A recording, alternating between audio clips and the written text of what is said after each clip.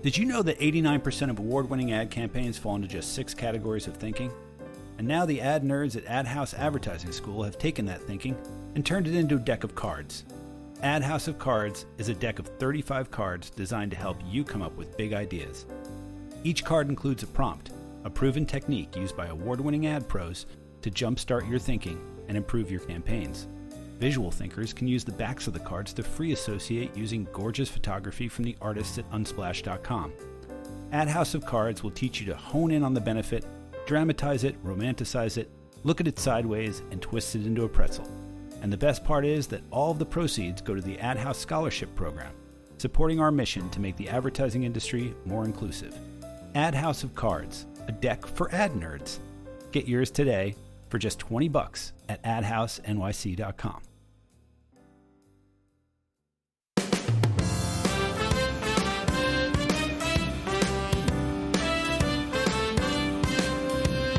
Welcome to the A-List.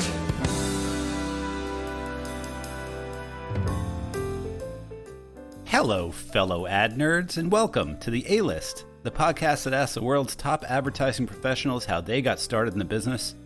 I'm your host, Tom Christmann, freelance copywriter at tomchristmann.net and co-dean at Adhouse Advertising School. Today, you're going to hear my conversation with David Esrati of The Next Wave in Dayton, Ohio. David is a true ad nerd in every sense of the word. He's also a disabled veteran, a politician, and an activist and self-described truth teller who has gotten in trouble more than once for it. David is also a digital pioneer. He started The Next Wave way back in 1988 and was one of the first people to understand the power of the internet for advertising. He even went on to create Luke Sullivan's website for Hey Whipple Squeeze This, a gig he got by volunteering to drive Sullivan to the airport from a speaking engagement. David and I geek out on the importance of establishing trust in sales, how to find a great agency in a small city, and the importance of figuring out who the HMFIC is. We delve into the manipulation of information and how to do a political campaign that makes people think. There's lots of advice in this one, and some really inspiring stuff for ad nerds who happen to be in smaller markets. So now, without further ado, here's my talk with David Esrati. How are you, David? I'm good. How are you, Tom? I'm okay. But I'm glad we were able to do this. Awesome. Me too. And you are in. Tell everybody who you are and where you are. I'm David Esrati. I'm Dayton, Ohio, booming metropolis of not exactly the advertising hotbed of the world, but I've been trying to make it that way for 32 years as the next wave, marketing innovation, as in not the third wave in Toffler's book. He said the first wave, which was the agrarian society. The second wave was the industrial revolution. The third wave was the information age. I said, well, I'll get in trouble if I name myself the fourth wave, and then we're already passed by. These things are going a little quicker, so I just said I'd be the next wave. You'd be the next wave. So you want to be in that space. And marketing innovation came from Peter Drucker, who said there's only two things a business has. One is marketing, and the other is innovation. Right. And I read Peter Drucker, which is something I think anybody in business should do. And that was one of my pet peeves going to college, and even when I got into this business, I found that people didn't read much outside of their narrow silo. Right, outside of the advertising space. And even there, I mean, I don't know how many people I've met in the graphic design field that never read Living by Design by Pentagram. Absolutely awesome book, changed my entire worldview. Back in the day when I got started, the only thing out there was Ogilvy on Advertising. And I read that and thought it was the Bible until my friend Luke Sullivan came out with something better called Hey Whipple Squeeze This. Yeah, Luke's books are amazing. And now he's doing all kinds of webinars and stuff for people.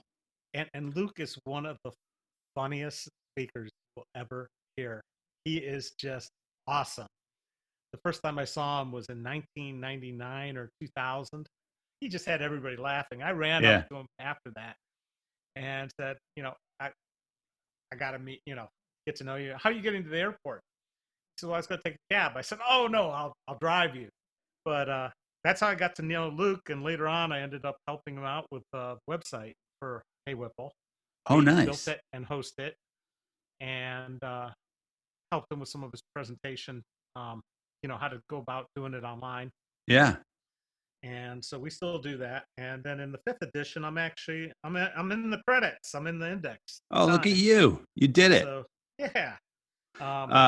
So David, how did you start off in this business? What got you into advertising in the first place? And how did you find it? Every one of us finds our way in a different way. And mine was really by playing the saxophone. Playing the sax, and my teacher made me play cassette tape. He'd make a cassette tape and play along. So I needed to get a cassette deck. So I went and got Consumer Reports, and Consumer Reports said, this is the cassette deck you need to buy. Mm-hmm. I went out to buy one at this little stereo store, and I had the gall at 12 years old to ask the guy for a job. And he had the audacity to hire a 12-year-old to come in and work in the store. Why did you want to work there? I wanted to work there because I wanted discounts on the stuff. Yeah. And I wanted to be around it. I liked it. And it just seemed like better than a paper route. I'd already had one of those, So little did I know I was being hired mostly to dust, to clean the windows, to hook stuff up because I fit behind the cabinets. We had that wall of audio equipment with the switch box and the wall of speakers. Yeah. So that was my job, making sure everything worked and hooked up until one day my boss would go down and I'd get there about 3 after school, 3:15. And he'd walk down he'd lock me out a lot of times since they wash the windows outside. He'd walk down the street to get a beer and a slice of pizza. And one day he didn't lock me out. And I answered the phone, and a guy asked me if we had something. I said, yeah. And I told him we had it, the price. He said, I'll be right down. He came across the street, and I got it out. I couldn't write a receipt. I didn't know how to make change. I didn't know how to do any of that. So my boss taught me, and I would start selling. And by the time I was 16, he went back to work for the summer at this big corporation, left me to run the store. Wow. And I learned then that I didn't have a problem selling this stuff. Yeah. I had a problem getting people in the store. I mean, that was the major problem. So, we didn't have huge. And you cared about that at 16 because like most 16-year-olds, David, I don't know if you know this, but most 16-year-olds would not care about that. They would be like, hey, I'm running a stereo store. All my friends come down and we'll hang out. And they like, but my friends didn't have money. No, I'm not saying buy things. Yeah. I'm saying just hang out and have a dance party. But you said, no, I want to sell more equipment. I want to sell more stuff.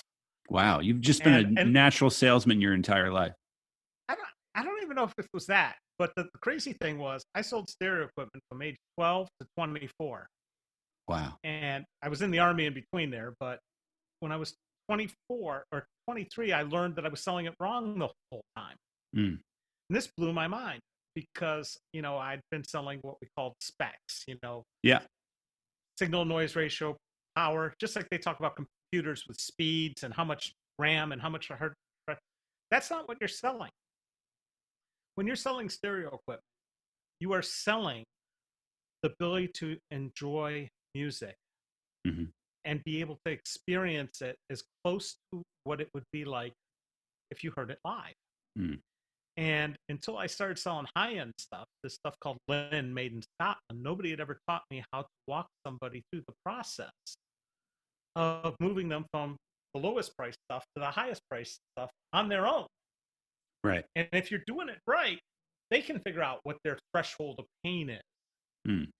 And, you can get an emotional response out of them when you make them feel like they're making the decision, not you selling it to them. So we were selling turntables that cost $800. No tone arm, no cartridge, in the day when you could buy a CD player for $400. And I was selling a lot of turntables.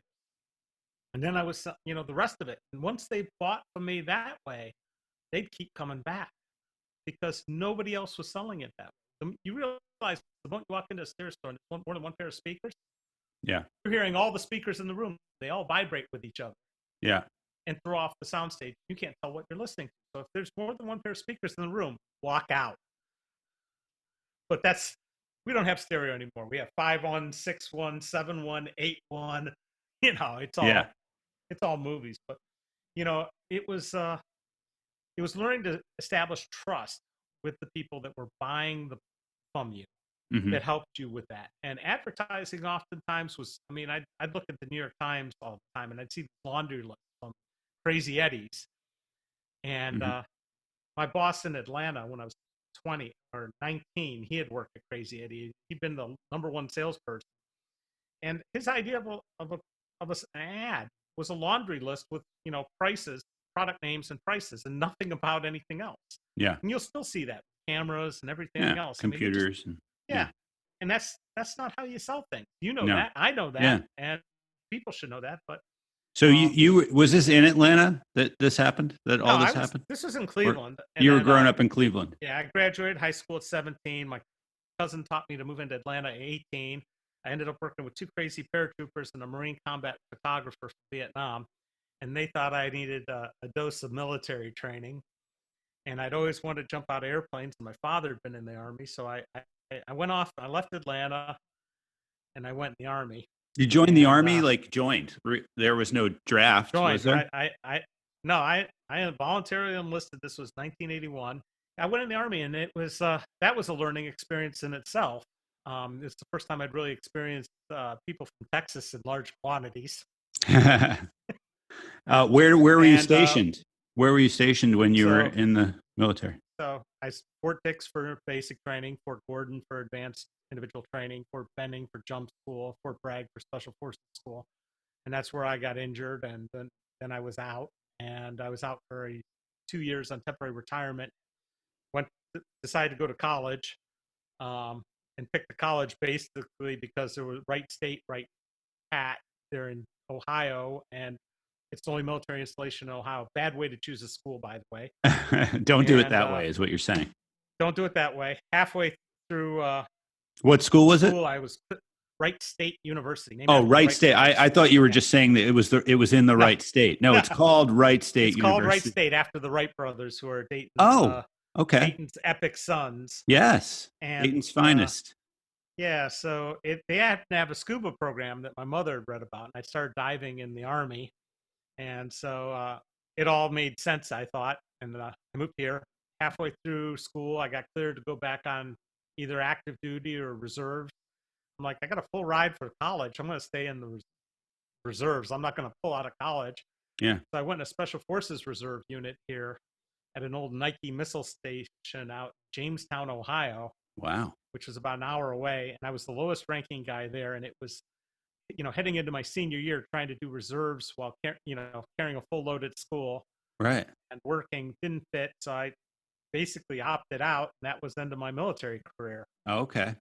But there aren't a whole lot of us in advertising. I mean, the only guy I know who's running an agency that's been in the Army or in the military is Jamie Barrett at Barrett, San Francisco. I've talked to him a little bit, but there's not in the Marines. Yeah, there aren't a whole lot of us. Yeah. And when you're talking about government contracts, there's all these set asides for service disabled veteran-owned businesses. And the big contracts, like the recruiting contracts, they're supposed to have 3% usage of the contract is supposed to go to subcontractors who are service disabled vets. Mm-hmm. And for years, I tried to get into McCann, and it was just a brick wall. They wouldn't even talk to me. The guy was super nice. David, last name starts with an H. Can't remember his name. He retired a couple years ago. Mm-hmm. He was their diversity guy. And then DDB won the contract a couple years ago, and I tried getting in, talking to people there, and they weren't particularly interested either. Mm. So it's kind of been a bummer on that front, because it's an account I'd like to work on. And I saw the pitch deck that DDB gave, and it was brilliant. And then the Army turned around and ignored it, which is pretty much par for the course. Most of the people I've heard that have gotten these government contracts, they be careful what you wish for. No, I've gone to a few of these diversity conferences. They call them the Mosaic Conference. I went to the first one in New York, and there were 28 big agencies there, and basically there were 4 white guys in the room. I think 3 of us were service disabled vet. I don't know what the other one was. And, just the sea of everybody, every other color under the rainbow. Mhm. And all the people at the tables interviewing us were white. Pretty much, The diversity what, people at the agencies were white. or they weren't full-time, or they were contractors. There was very little color on the agency side. Yeah. And it's been a sore spot for me, because Dayton's pretty much 50-50, Dayton proper. Suburb, not so much. And I've made a real effort here to try to hire minority kids. I've run a lot of them through a work program, a summer work program. Yeah. And a couple of them gone on. One just graduated from a program in New York City with a master's in copywriter. Oh, that's great. And he was a bag man here. William S. Howard. If you get a chance to What's hire his name? him, William S. Howard. William S. Howard. Yeah, he went to a program. It wasn't Adhouse New York NYC, so it definitely wasn't the best program. Oh, stop. How does your internship work? How can people check out how to get? So we have right on our front page of our site, up at the top, it says careers and internships, and has all the details. Yeah. We're a small shop, so we can only take 1 or 2, Yeah. and the pay is not great, and we try to get you well-rounded experience and involved in. Mm-hmm. But it's a whole lot different than when I started trying to get into this business, because back then, you had the phone book. You could go and look in the yellow pages under advertising agencies, and there might be a thing there saying the 4 A's. When was the last time you heard anybody talking about the 4 A's? Yeah. And there are a couple of agencies that were listed as 4A agencies. I'm like, ooh, they must be the best. And I'm trying to figure out how to get in here, and I couldn't find out who worked there. I'd have to call people and ask who knows people, and I started interviewing everybody I knew that was even remotely aware of these mysterious people that worked in advertising. And before I figured out where I really wanted to work, it was this graphic design firm that had split off of another long-term design firm, and they were like the cat's pajamas. These guys were by far the best in town. And I found out who owned the place, how it was run. I talked to a former employee. He told me all the names of the people there, who had talent, who didn't. And so when I went in there to interview, when I finally got the interview, I could talk about who their clients were and everything else. And it took me 5 months of interviews before I got the job. And what sealed the deal was I came in, finally the president and got his 2 partners in to meet me. And their idea was for me to go out. They had in-house photography. They wanted me to sell photography to other agencies and design firms. Mm. And I didn't think other design firms would hire them because the photography, would steal their clients. And I didn't think other agencies were that interested because, again, steal their clients. Steal their clients. I said, you should spend these photographers out, on their own. But I put together a presentation using my 512K Fat Mac, an image writer with a Thunderscan scanning cartridge. I scanned their logo in and put it on the cover of my presentation. Dot matrix printer. Yeah. They were like, wow, how'd you do this? They had no clue. And they said, well, computers will never do what we're doing now. They'll never do color separation. They'll never do typesetting. They had their own typesetting company right in the back of the building. Yeah. And I'm like, oh yeah, it will. And they're like, I was full of shit. They hired me anyways. $5 an hour. So you showed them your technical expertise, that you were into computers and you knew how to use these new Zingo Dingo Wingos. They weren't even interested in that part. Oh, really? They were interested in the fact that, I had told them that I would make them part of the Evoke set. I had told them that people weren't thinking about them unless somebody's going and knocking on their door and showing the work and talking to them, and I'm going to do that better than anybody else. Yeah. And I got the job. I didn't keep it for that long because I pissed people off. How'd you piss them off? So the worst part was I got them into LexisNexis, but it wasn't LexisNexis yet. Mead Data Central. And it was right, like literally the next block down. Mead Data Central was an offshoot of Mead Paper, which used to be headquartered in Dayton. They hadn't gotten into Mead at all, and they wanted into Mead, and especially Mead Data Central, which was doing this innovative thing called a search engine for legal documents. And so I went in there and I made a pitch, and we got a meeting. So instead of sending me with the sales manager, they sent me with one of the two co-owners that were below Larry.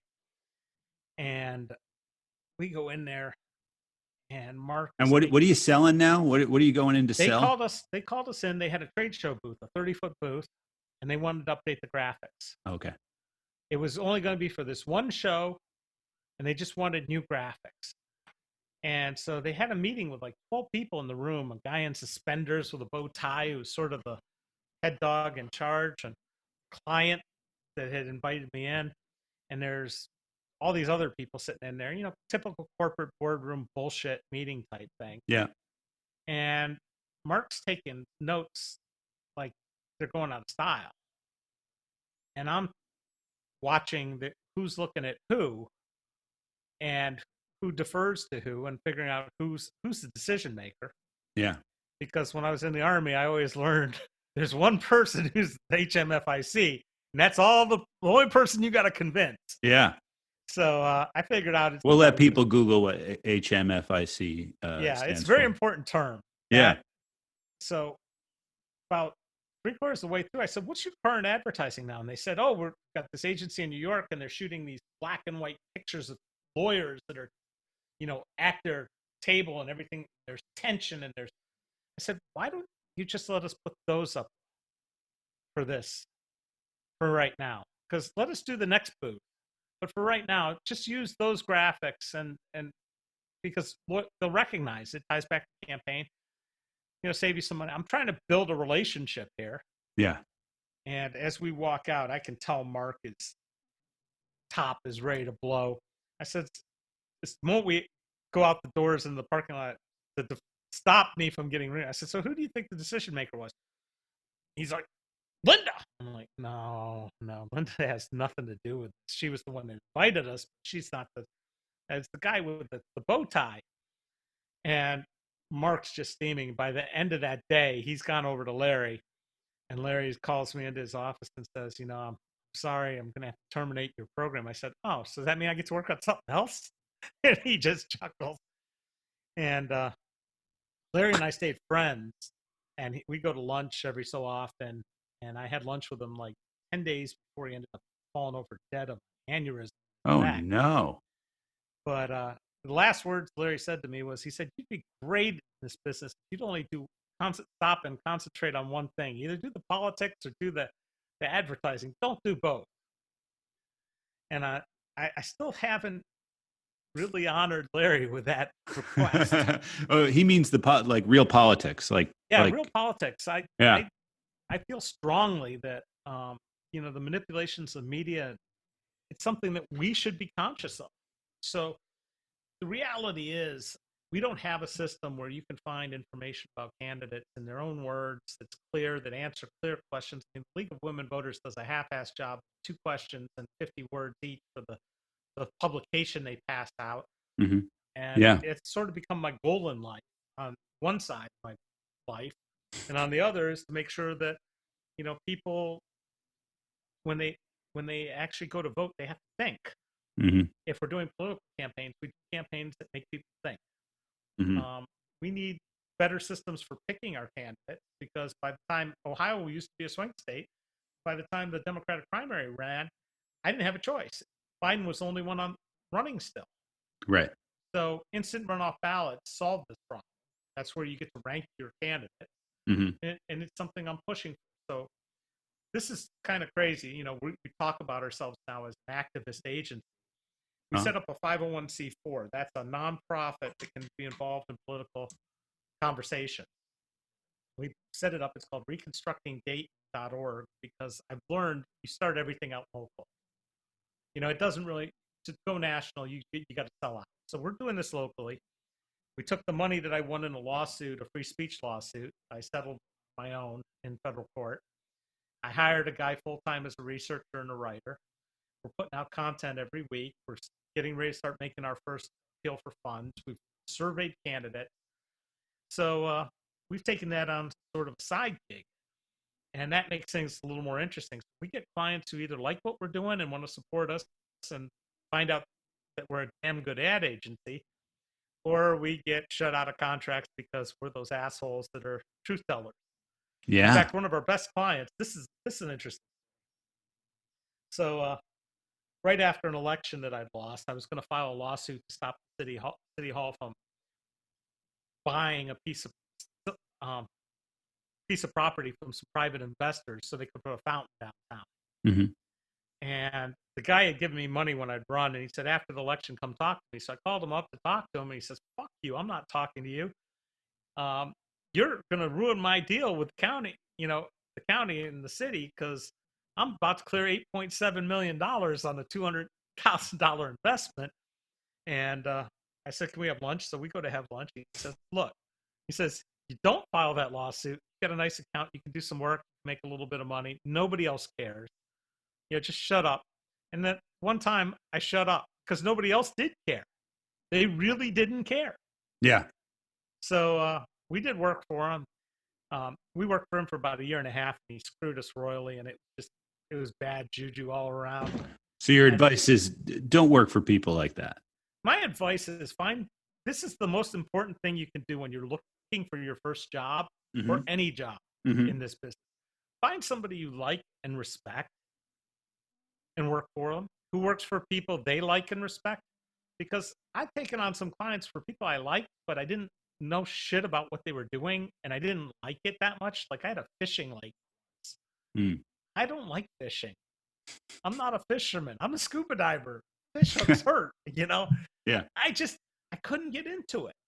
So, but find somebody you like and respect and try to get a job with them. And look for somebody that's going to let you, try to help you grow. I might tell these guys, if you're coming to work and you're not learning something new every day, you need to find someplace else to go. Yeah, Tom Peters, in search of excellence and passion for excellence and all those things, he said at one point, he says, if you haven't been fired at least once, you aren't trying hard enough.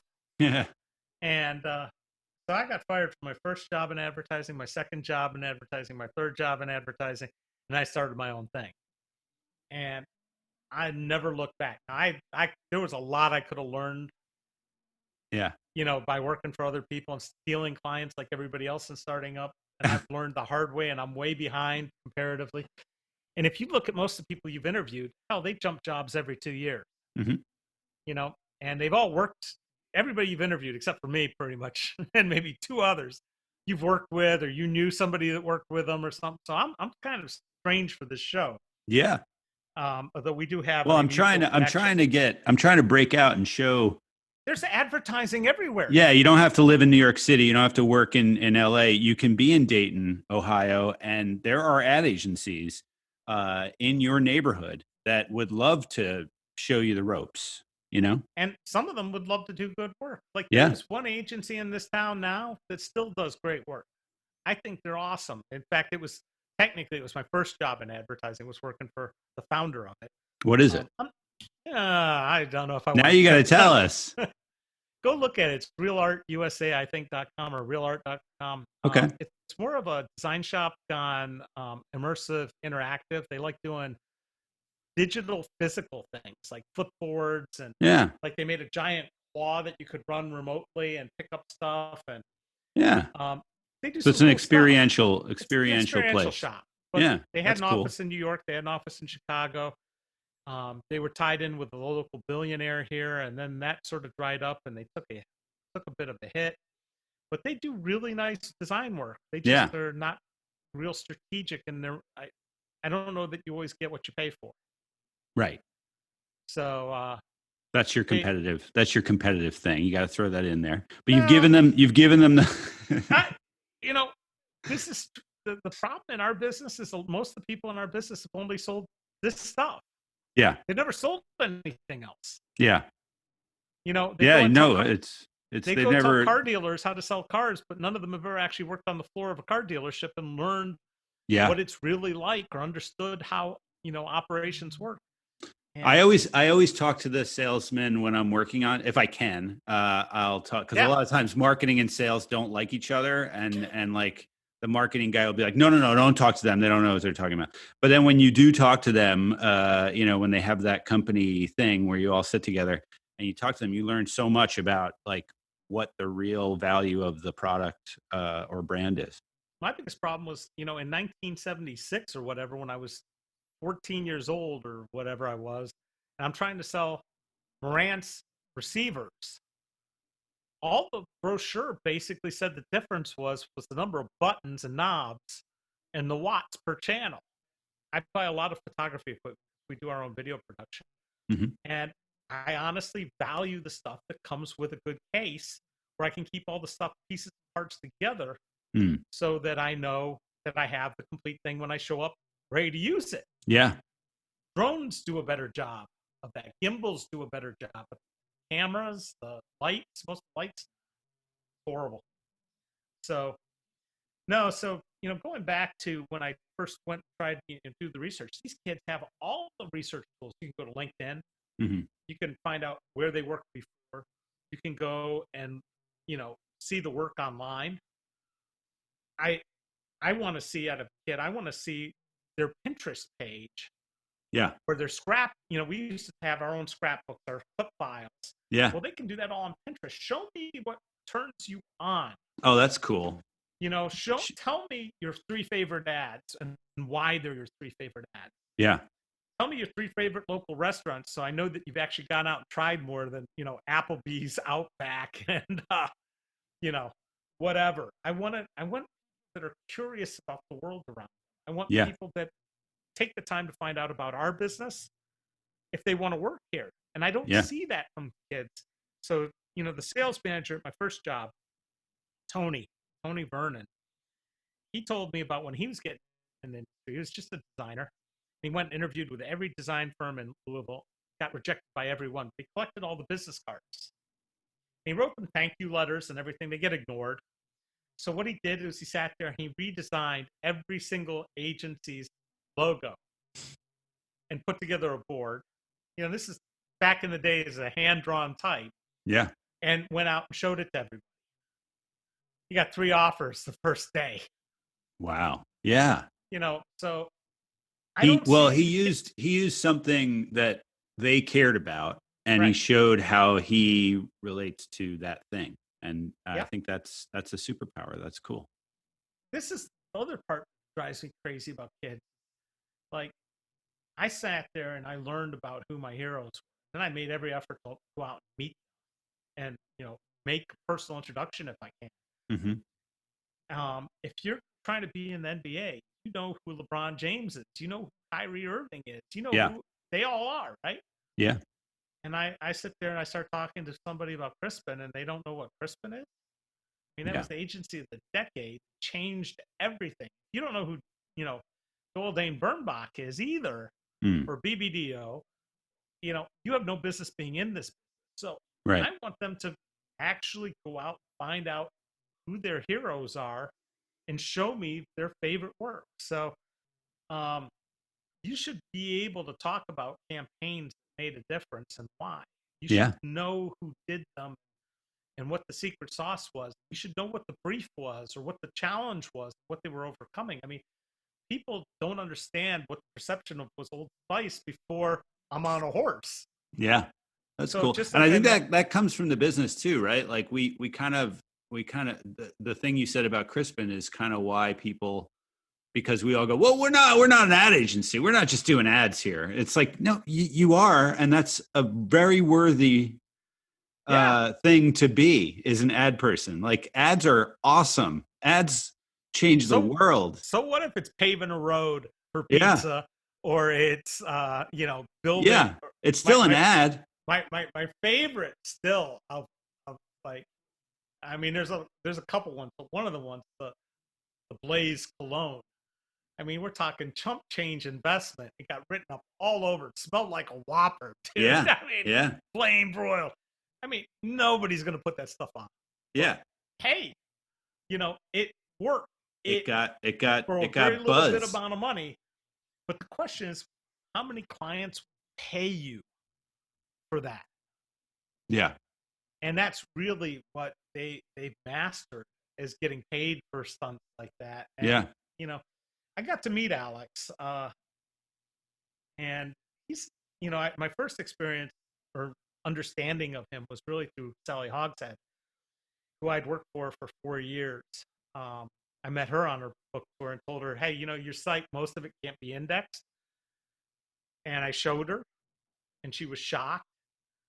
And next thing you know, she hires me, and we worked together for a while. Oh, that's cool. Launch her F score and everything. And Sally really helped me understand. And she'd been fired by Alex. And I'd even seen the letter that he sent her to fire her. She opened the West Coast office of Christmann in LA on September 10th, 2001. Oh my God. And then September 11th happened, and one thing after another. But I'd had this idea that Alex was some sort of mean person, and he has a reputation for some people. He cuts the chase. Yeah. But I reached out to him because I read about his project B-Cycle, the bike share program. I wanted to bring it to Dayton, Ohio, and he introduced me to somebody, and I never really had to talk to Alex again about it. They came here, and we ended up with B-Cycle in Dayton. And of course, I didn't get credit for bringing it here, but I was the one that told them they should bring B-Cycle and whatever. Yeah, sure. But I finally got to meet Alex and had interviewed him for this book I'm writing on politics. And we stayed in touch all through all this. And then at one point I saw that he wasn't in the Advertising Hall of Fame for the AAF. Now, some people like the AAF, some people ignore it. Our AAF chapter in Dayton was the second oldest one in the country, supposedly. And I've been going to every meeting I could, and I learned things there. I meet people. I also go to the Cincinnati chapter as well. Now, I've been thrown out of the AAF chapter in Dayton, but that's more politics and BS. But I'm still in the Cincinnati chapter, and that's how I met Greg Hahn. I brought him to speak in Cincinnati, from Cincinnati. I learned that on your podcast.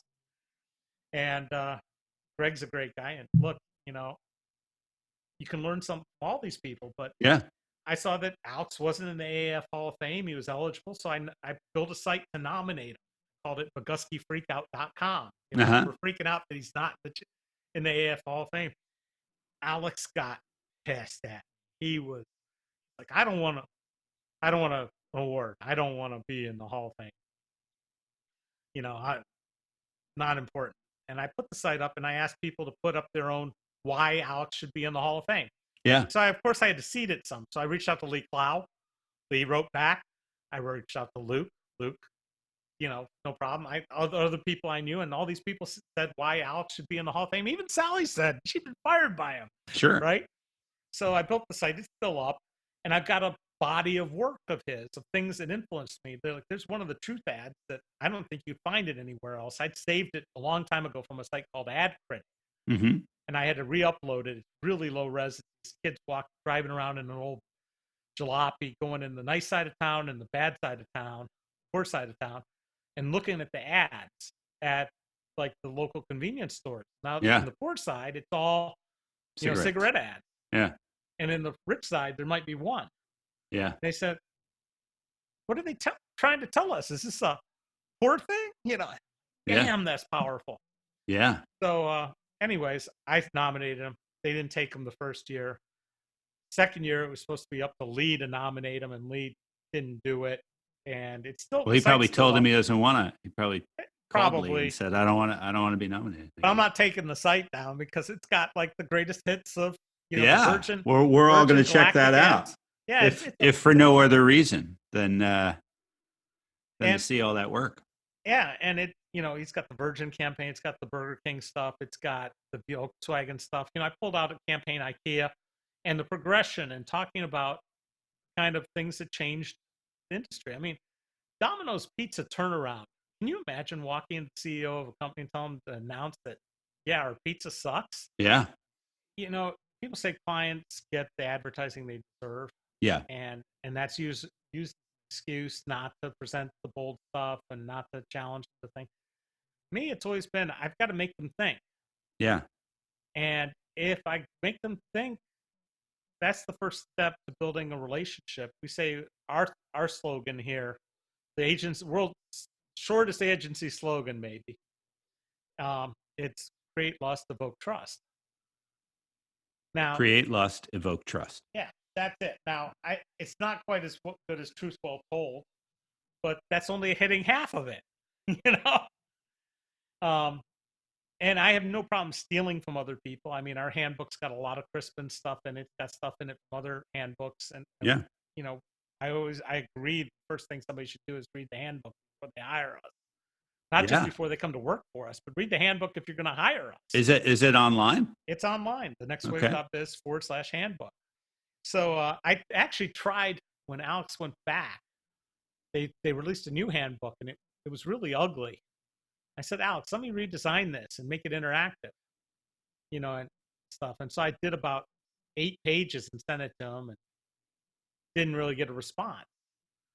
And that's typical with Alex. You learn that over time. But Alex is a good guy, willing to do some, you know, stuff that's out there. Yeah. And challenge things. I've always appreciated that. He one of the reasons I got thrown out of the ad club the last time was I wanted a speaker for our social media conference, and he sent Achilles Legrave to speak. Now, Who's Achilles Legrave? Achilles is a friend of his who runs a company called Brandzuka. You might have heard of it. It's a online tool for agencies and small businesses and big businesses to buy programmatic, self-serve, easily and inexpensive. And Achilles came to give a presentation called WTF Programmatic. Okay, WTF, right? So he gets up to start speaking, and we're videoing the thing for him. Got 3 cameras going, and within the first minute, he said "fuck" at least twice. Right. And he spoke for 45 minutes, and he kept saying "fuck, fuck, fuck." Right. And about after 20 minutes, some people got up, walked out. Oh my God, this is the most unprofessional speaker ever. This is horrible. You know, they were from Ginghamsburg Church, and they were not feeling very, you know, inspired by his language. Right. So when we cut him the video, we put a fuck meter in the bottom corner, and every time he'd say fuck, it'd go ding, and up one, up one. I think he said fuck 48 times in 45 minutes. Yeah. But that led to me getting some trouble with the ad club. Wow. Yeah. So you bring the party, David. You know, where can people reach out and see your work? Well, the nextwave.biz has, you know, obviously it has our work. Yeah. Our budgets, our annual budget is smaller than when I went to interview at Chiat once. Yeah. I interviewed with a junior guy, and he was working on an ad. 6 months he worked on, I think, for Taco Bell. It's $350,000, you know, production budget. I'm like, shit, I don't bill that much in a year, right? But you can see the work.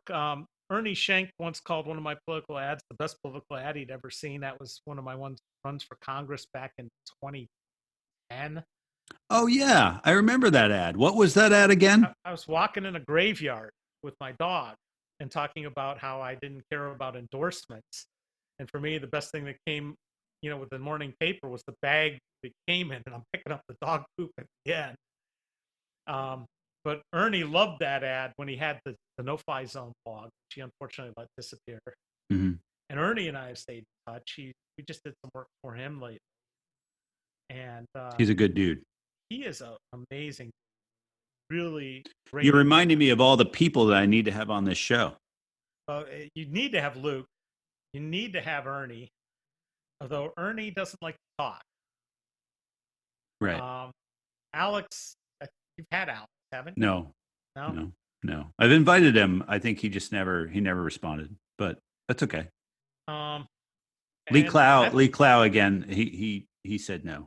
He kind of, people told me don't even, because it was the year he was leaving, and he had done all these interviews. I don't know. Sally, I don't know if she would or she feels pretty much divorced from advertising now because she's doing public speaking and Yeah, organizational she stuff. really reinvented herself in a great way. Absolutely, but Yeah. she's still one of the best writers I've ever met and worked with. Her writing is so sharp, so no wasted words, Mm, and I just that takes love time. it. Does, but she works at it. She Hmm. practices. I sincerely believe the best way to become a good writer is to write a lot Oh yeah, and then to rewrite a lot. that's what it And is. That's what and writing is. the best clients give you the money to rewrite it a few times, and the worst ones tell you how to rewrite it. Oh yeah. Um, so I got to wrap it up because Yeah, I got an 11:30. But what else should we know about nextwave.biz? the next wave. The Biz. Yeah, if you nextwave.biz. leave off you're in trouble. Um, yeah, because and if you do it .com, you're in trouble and everything else. Um, what you should know is if you look at our site, there's a lot of content there on how to pick an ad agency. And one of the things we did is we even have a list of all the agencies that we compete with. We've got a whole Nice. directory. We've got a directory of ad schools. We've This got a is great for anybody living in Ohio near Dayton, yep, for sure. yeah, If you're a student of advertising living in Ohio, you need to go to the nextwave.biz and check out this list. yeah. And then we have a list of agency search consultants because we figured anybody looking for an agency might want to hire a search consultant. Yeah, Who says only Google can provide the list? So we update the list every time I learn about a new search consultant. I put it up there. that's amazing. And you probably get calls from those search consultants saying, "Hey, thanks for putting me on your list," or I no. get that, or we changed our address, or we changed our email. Most of our leads come through you. So I built some relationships that way, but we figured out the Google search thing a long time ago. So we've added those things. We've got a list of all the ad schools and Yeah, locations and stuff. And we even have our own we started a series of our own ad school videos. nice. And we got 3 of them up. We've got another 1 or 2 in the can that we haven't finished yet. But That's great. our own take on learning how to do advertising. Because the first thing we have to do is educate our clients Yeah, and get them to read a copy of Hey Whipple, squeeze this yeah, 5th edition. yeah. Because it's important to know what you're dealing with and to know what good advertising is. So do that. Go to BoguskyFreakout.com. If you're really sharp at BoguskyFreakout.com, you'll find a secret link to a secret site of our alter ego agency. I'm Oh, going to leave that out there. okay. So um, I'm There's happy to there's talk. rabbit holes to go Oh yeah, through. you got to make it interesting, right? Always keep it interesting. Make people think. That is cool. It's so nice to meet you, David. Then I've listened to every episode, so I feel like we have this relationship already. You've come a long way. I mean, In if you from your interview skills and the lack of in betweens and stalls and everything, but um, a lot of that is editing. no, but the first one's on. It's gotten increasingly better and more insightful. And I think you've reached out to some more interesting people. To me, I think some of the people that haven't done the jumps from one big agency to another. I always say, remember, Lee Clowes only worked at like 2 agencies, and Yeah, Bogusky only worked at 2. yeah, And I think there's a lot of in that, and I think there's a lot of great advertising being done. I mean, if I hadn't seen a copy of CA that a girlfriend brought home while I was still in college that had an article about Fallon and had the black and white ad for that um, for a little barber shop, picture of Nixon, it says, you can't cover up a bad haircut. I mean, it was just, they were yeah, brilliant ads. They were simple and they were being done in Minneapolis. yeah, They were winning all these awards and they got them into doing the New York Times and, big clients. And it's just about getting a break. yeah. And so many of those solutions that they came up with back then are relevant again. And I could see you can't cover up a bad haircut with Trump in it. Like that would be Oh, like that ad could run right now. absolutely. And I just, the one thing that was depressing me was all we were getting were Tom's friends and family and everybody he's worked with. And, all the That's people. just a sign of my laziness, David. His business is so hard for people to break into. Yeah. And the hours that are demanded and the pay that's available don't make it the most attractive business to be in. But when I think of the William S. Howards of this world, who came from a single parent household and, worked his way up through school, and his mother was a real strong influence. And he came here and he didn't know that he wanted to be a writer. He was going to be an account guy, and he didn't do that great. Next thing you know, he's moved to New York and he's signed up for this program. And he's got a 2-year master's now, and That's great. he's got a job, and he's, it makes me happy. And I've had other kids go off to DAP at UC, University of Cincinnati, design program. One of the kids I hired when he was 15, his mom used to drive him and drop him off here. He'd been working at KFC before that, flipping chicken. That's amazing. And he's working for Google, and he worked for Spotify for a while. He worked for Frog Design for probably 4 years.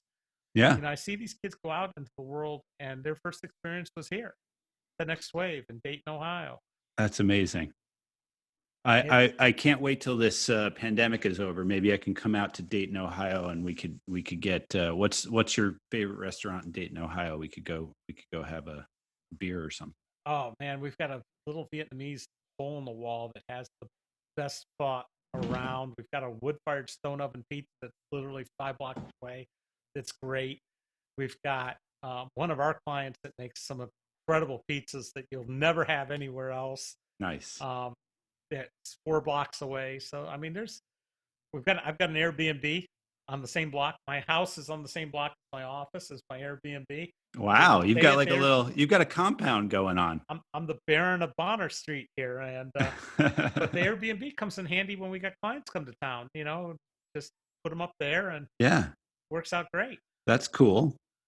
Awesome. Most of our work these days comes from outside of Dayton, believe it or not. Yeah. So. Thanks, David. Thank you, Tom. David Esrati, everyone. Go to the nextwave.biz and check it out. He really does have a list of other Dayton agencies on there and a list of ad schools, so it's an interesting read and a great blog, too.